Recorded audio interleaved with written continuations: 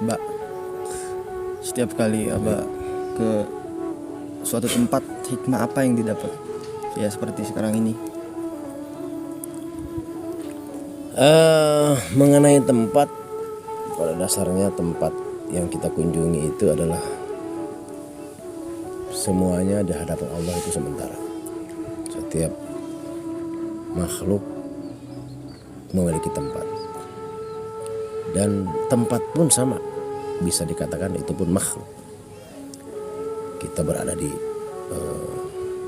lautan ataupun di daratan, bahkan sekalipun di tengah hutan atau di tengah kota, ataupun saat ini kita sedang berada di atas gunung yang tinggi menjulang.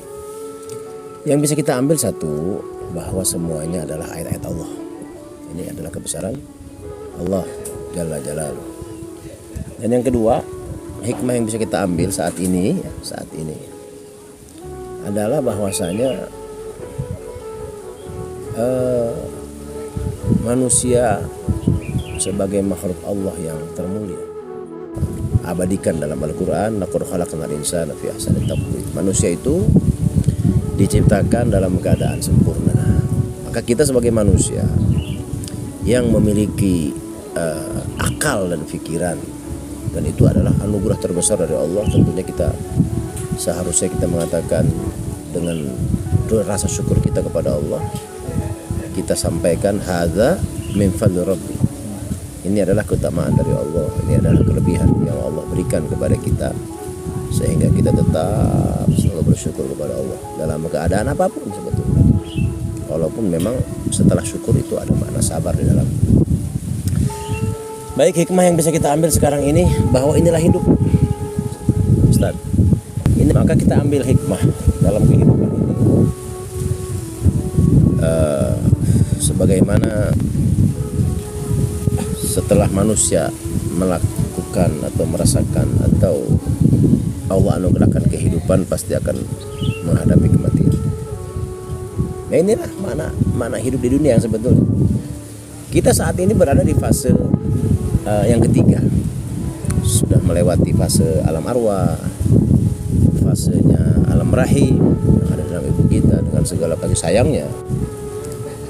Yang ketiga yaitu fase alam dunia yang saat ini sedang kita rasakan, dan ini adalah media. Dunia ini adalah media untuk menuju kepada akhirat.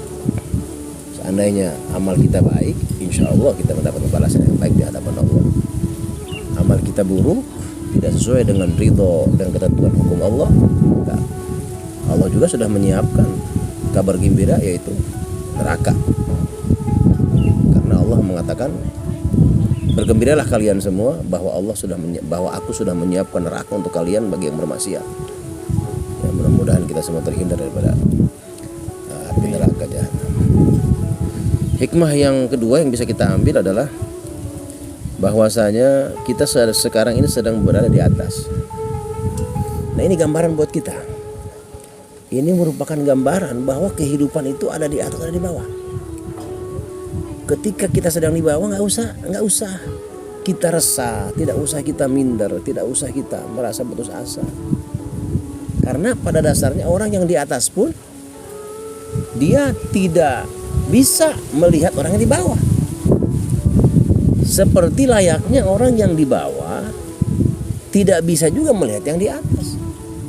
Maka ketika kita sombong pun, kita sombong dengan keangkuhan, dengan harta, dengan jabatan, dengan ketampanan, kecantikan atau apapun lah. Padahal kemudian dalam hati kita merasa bahwa kita lebih segala-galanya dari orang lain. Padahal orang lain sendiri nggak lihat kita. Orang lain sendiri nggak mikirin kita. Ya, ngapain pusing-pusing kita mikirin orang yang di bawah ketika kita di atas? Dan ngapain kita pusing mikirin kita di atas, mikirin kita yang di bawah, ingin segera naik ke atas? Tidak perlu. Semua sudah berjalan pada takdirnya. Apalagi dalam urusan rizki. Ya, hanya pesan ulama, dari seorang ulama mengatakan, fa inna rizqa yajri bil maqadir. Maka si ulama tersebut sebelum mengatakan utlubir rizqa bi'izzatin nafsi. Carilah rizki. Rizki itu luas. Ya, rizki itu luas. Ada rizki kesehatan, ada rizki kita bisa menunjukkan ibadah, ada rizki kita bisa berjalan. Itu semuanya rizki. Jangan kita berkutat dalam berpikir rizki itu hanyalah harta uang. Bukan. Itu harta uang itu rizki yang terkecil sebetulnya, yang paling rendah ukurannya. Rizki anak saleh itu rizki yang paling sempurna. Yang di atas sempurna rizki itu adalah mendapatkan ridho dari Allah Subhanahu wa Ta'ala.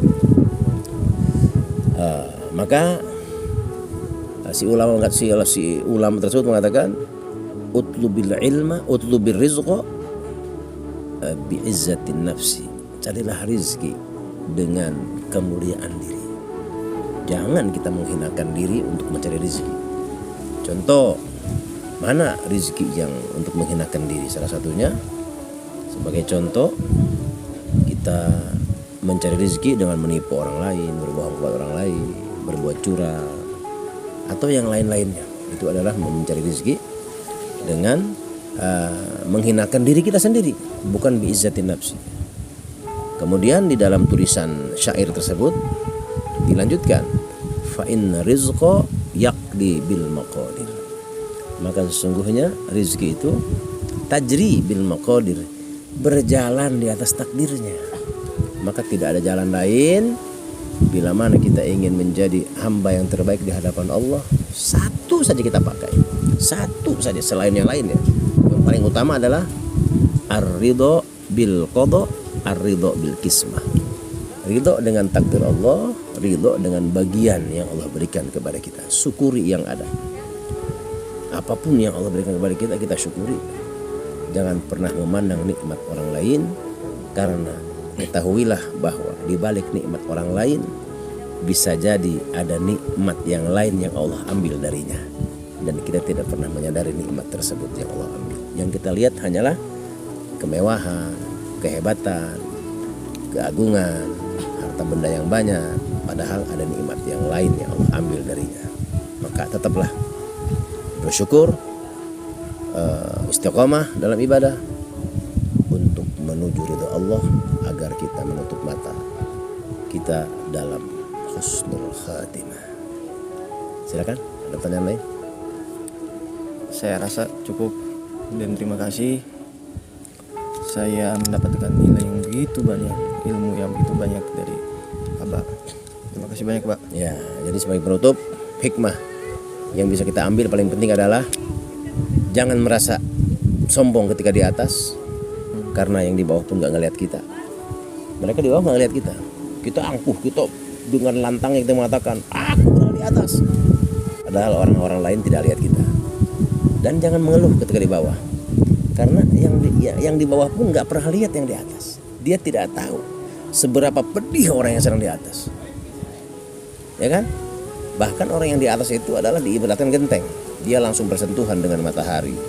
Dia langsung mendapatkan teriknya matahari, mendapatkan hujan yang besar, badai yang besar, yang tidak dirasakan oleh orang yang di bawah.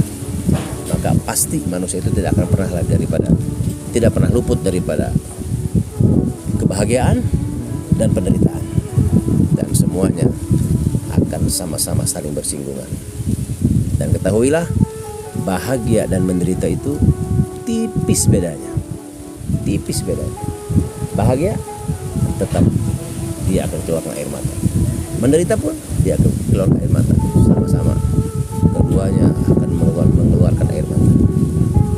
Maka ketika orang lain menangis, ribuan manusia menangis menderita, melihat penderitaan kita, mereka menangis sedih melihat kita menderita, itu tidak ada apa-apanya dibandingkan dengan satu tetes tangisan Rasulullah untuk kita sendiri. Satu tetes tangisan Rasulullah mampu menyelamatkan kita di dunia wal akhirah, dalam segala ruang lingkup kebahagiaan. Mudah-mudahan kita salah satu umat Nabi yang ditangisi oleh Rasulullah, didoakan oleh Rasulullah, sehingga kita berada di bawah panji Rasulullah SAW, mendapatkan syafaatul uzma di yaumil qiyamah. Amin. Amin. Ya Rabbal alamin. usikum wa nakum wa nafsi bitaqwallah. Assalamualaikum warahmatullahi wabarakatuh. Tetaplah di Raudhah Mabruk. Insyaallah nanti ada ilmu-ilmu yang akan mengalir terus, mendapatkan pahala yang banyak, dengan tujuan kita bermudzakarah, saling mengingatkan, wa tawassaw bil haq wa tawassaw bis sabr. Terima kasih.